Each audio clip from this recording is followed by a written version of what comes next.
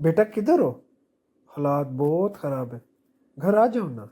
हाँ बेटा, वो कहना था कल भी तुम इसी दोस्त के घर थे, आज फिर इसी के पास हो। क्या करोगे इसके पास इतनी देर बैठ के? घर आ जाओ ना।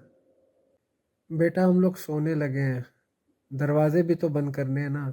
घर आ जाओ ना।